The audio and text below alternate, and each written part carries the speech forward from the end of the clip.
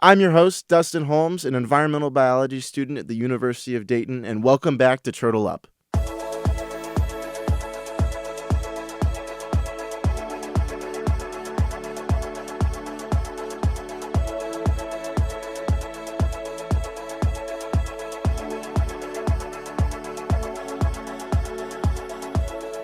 Today we will be learning all about sea turtles, where they came from, how many species there are today, what their lives are like, why they are important to marine ecosystems, and so much more. So strap in for this super exciting and super informative episode of the TurtleUp podcast.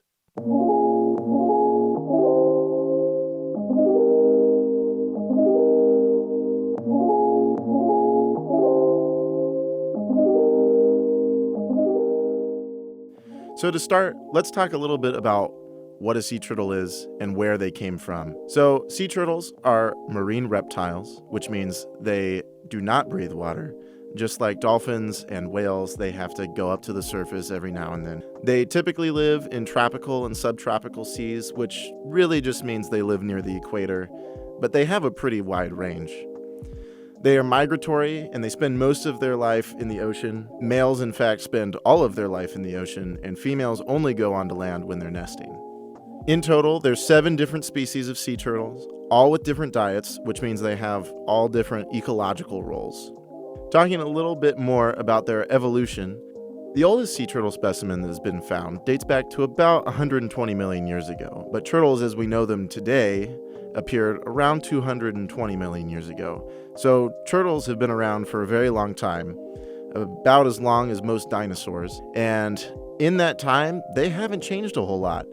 In fact, sea turtles look pretty similar to how they used to, but there have been some changes. For example, back in the Cretaceous period, there used to be a sea turtle called Archelon that was absolutely massive. It got up to 12 feet in length, which if you were a diver swimming with one of them, it would dwarf you. It would be crazy to see one of these things swimming alongside you. But they weren't the only big sea creature in the ocean at the time, which is probably why they were so big, is because the predators were just as big, if not bigger.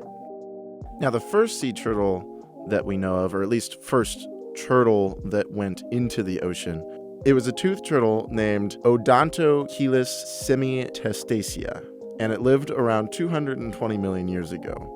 And this turtle was less of a turtle than we know them today. It didn't even have a fully developed shell. Instead, it had really wide ribs. So turtles, their shell is part of their body. It's not like something they wear per se. It's actually their ribs that have elongated and widened and have conjoined with their belly. And over time, the carapace, which is the top of the turtle, the top of the shell, it has developed these things called scutes that are basically really big modified scales. And that is what we see as the turtle shell today. But this old turtle back 220 million years ago didn't really have those yet. It just had really wide ribs. So imagine a lizard that's really wide and doesn't move very well. So the reason why this was successful is because it provided greater protection against predators. And that's why we see the turtles that we have today with this huge armor plating. Even though it decreases their mobility, it also makes it really hard for a predator to get through that shell.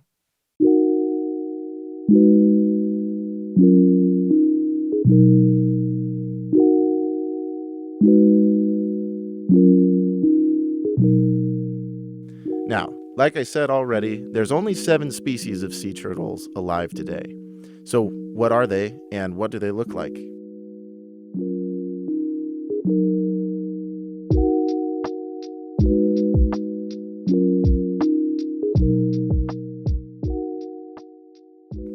So the first one that I'm going to talk about is the leatherback sea turtle. And this is one of the sea turtles that we see in Ghana. So the leatherback sea turtle is very large. It's the biggest species that is alive today.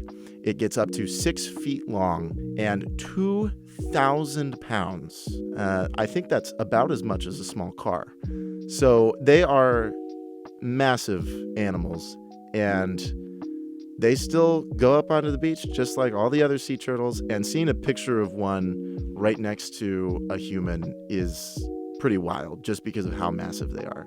Now, they look very unique compared to all of the other sea turtles that we have today, and that's for two reasons. One, they're pretty much all black with speckles of white. It almost looks like a galaxy per se on their back, kind of like a whale shark. And their shell, instead of being a super hard armor plate, it looks like it's made out of leather, which is how they got their name, leatherback. So they look a lot different, and they're a lot bigger than all of the other sea turtles. So they're probably one of the easiest ones to identify compared to all of the others. Now moving on to one of the most common sea turtles, which is the green sea turtle, which is another sea turtle that's present in Ghana. These have a small head and sleek appearance. They are kind of what you could say is the classic sea turtle design. They don't have many unique identifying features, but because of that, it makes it easy to identify them because there's nothing special per se about them.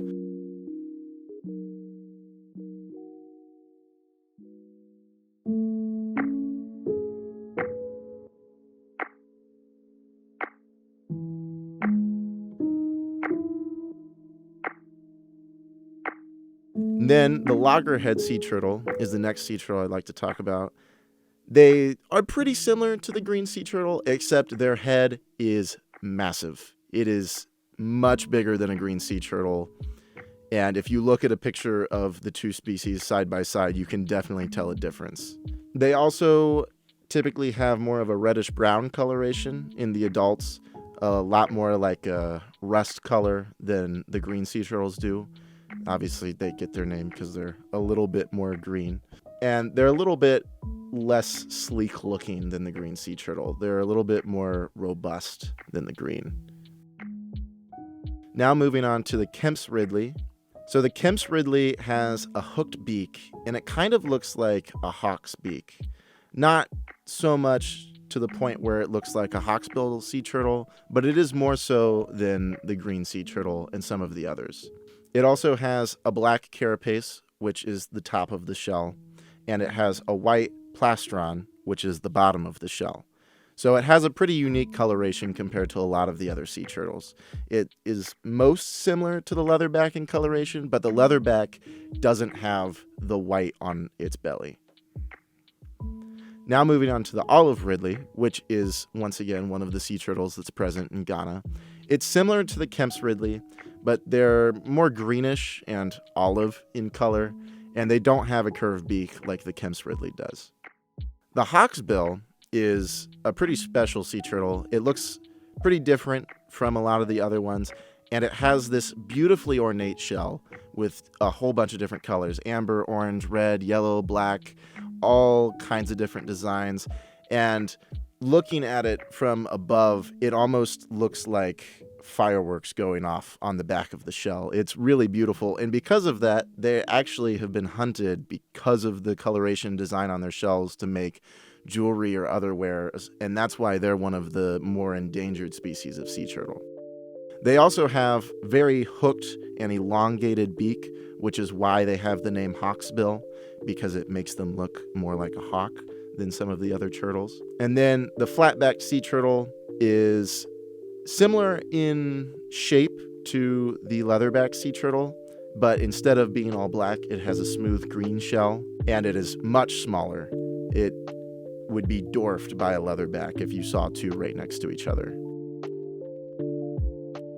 Now, we've touched a little bit on sea turtles' conservation status, but just to reiterate it once again, almost all of the sea turtle species are listed as endangered, and specifically the hawksbill and the Kemp's Ridley sea turtle are both listed as critically endangered. As for their distribution, sea turtles can be found pretty much anywhere in the oceans other than Antarctica or the North Pole because the water is just too cold for them. They are reptiles, so they do need warmer water. But like I said, they can be pretty much found anywhere, whether it be the Atlantic Ocean or the Pacific Ocean, and they just don't go too far north or too far south. As for the life histories of sea turtles, which you may be asking, what is a life history? A life history is just how an animal lives. So what it does when it's a baby, how it grows up, how it reproduces, just everything about what it does from beginning to end. So starting at the beginning, most sea turtles hatch at night. They dig their way out of the nest and make the trek to the ocean by way of moonlight. And they're very vulnerable to predators during this stage. Animals like the raccoon,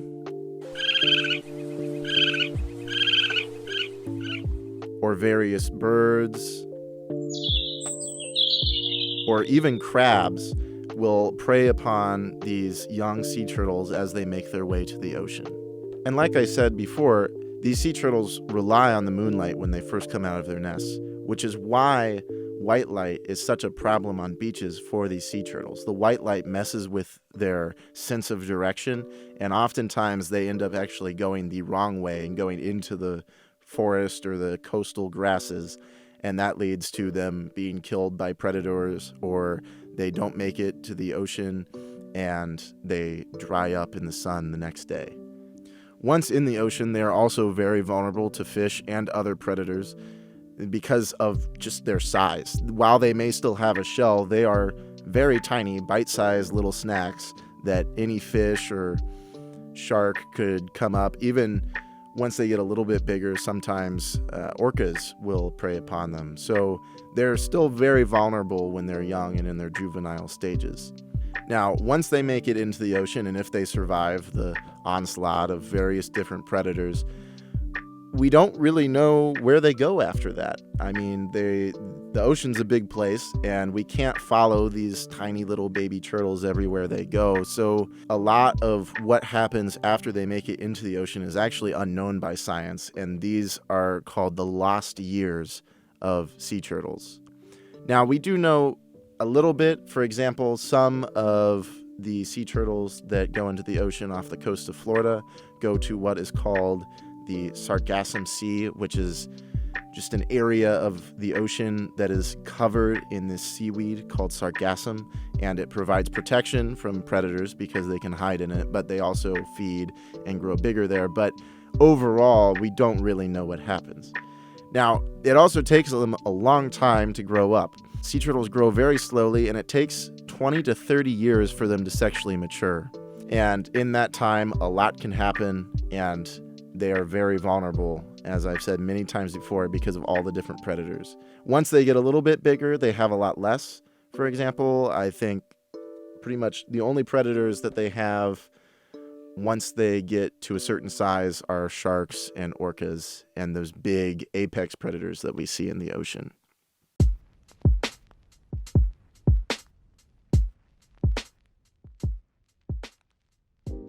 And as I said before, they are migratory pretty much all of their lives. Some sea turtles do tend to stay more in coastal waters than others, for example, the hawksbill, but this is mostly based off of what they eat. In their juvenile years, though, pretty much every species of sea turtle is an open water species, or this is their pelagic part of their life. And then once they start to mature, they venture into more coastal waters, which is where they mate and then lay their eggs. As for the ecological importance of sea turtles play many different roles in ocean ecosystems.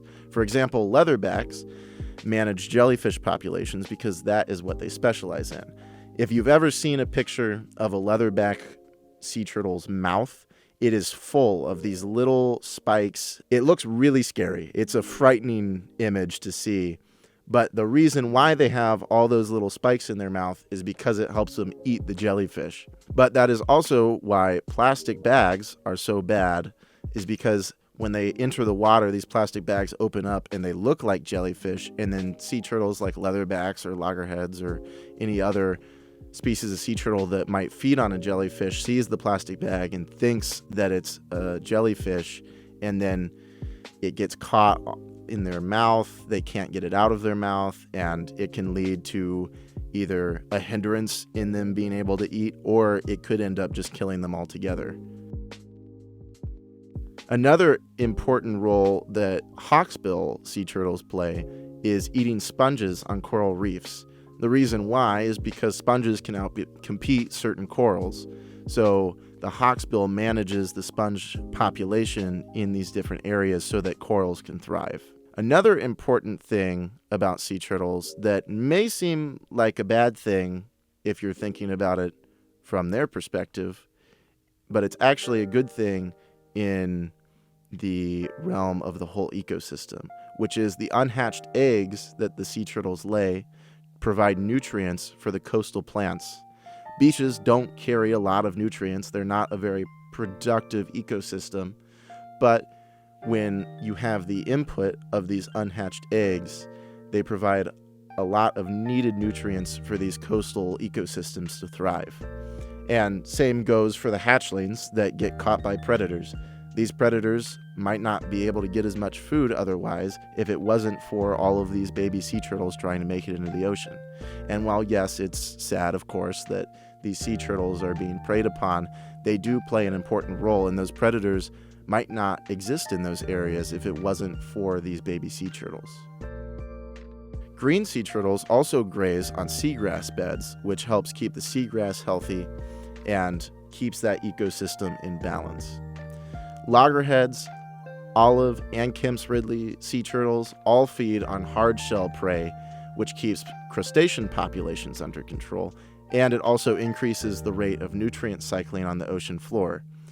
If we don't have these predators of certain species, then the nutrients that these species are taking up don't get released back into the environment as quickly, and it can really cause a detriment to the nutrient cycling that allows these massive food webs to grow and thrive. Sea turtles in general also provide habitat for marine organisms like barnacles, and a lot of fish will follow sea turtles around because of all these little crustaceans that will try and live on the sea turtles, and it can provide food for the fish too. Flatback sea turtles, just like leatherback sea turtles, will prey upon jellyfish, but flatback sea turtles will also prey upon other soft-bodied creatures such as sea cucumbers and soft corals, which helps keep their populations in control as well.